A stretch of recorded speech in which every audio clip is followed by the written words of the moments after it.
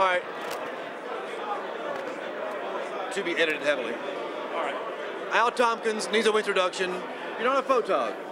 Not a good photog.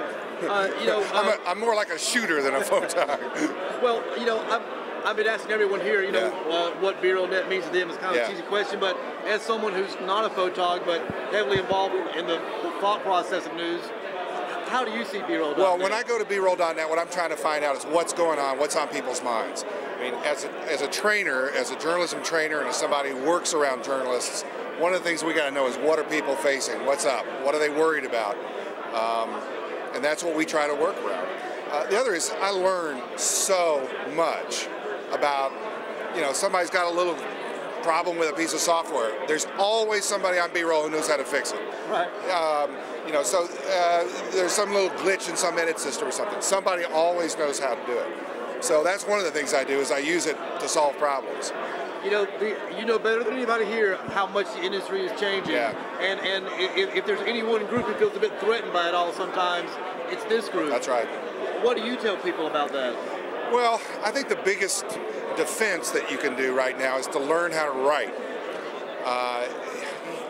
I'm not a huge advocate. I don't go around telling people, what you ought to do is do a one-man band.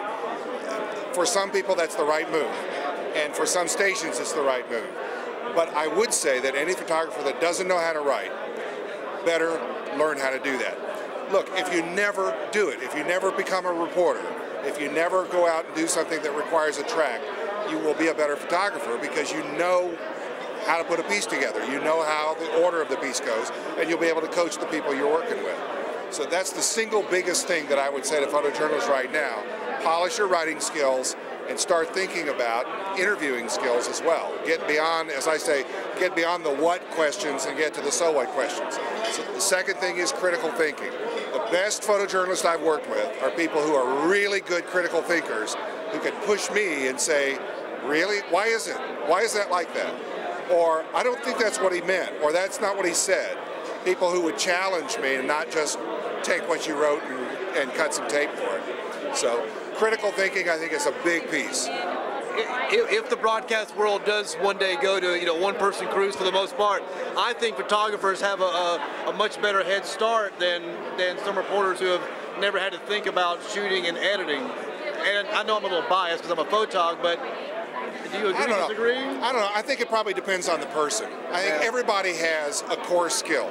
And reporters sometimes have a core skill that is writing and storytelling, but they can learn the craft of photojournalism enough to survive in a one-man band world. I think there are a fair number of photojournalists who are really good at taking pictures, but writing just isn't their strength. And I think for them it's going to be a tougher haul. But that doesn't mean they're out of work. It just means they're going to have to learn the skill. Writing, sometimes, I say sometimes, writing can be magical, but it's not magic. It's a core set of skills, and you can learn it. You can learn sentence order. It doesn't mean you have to be a spectacular on-air personality, but you've got to learn the skill of writing and storytelling. I think a lot of photogs, I write my own stuff. I'm like an off-air one-man band, so I feel like I get it. But I know many photogs go, well, how the fuck do I learn to write? What do you tell them? Well, writing is a craft. There are books that you can read. Writing for story is a good place to start. Elements of Style. Elements of Style is a book that's 80 years old, and it's a free download now because it's part of the public domain. A free download. Strunk and White, E.B. White, who wrote Charlotte's Web. Professor Strunk was his writing professor. That's a place to start.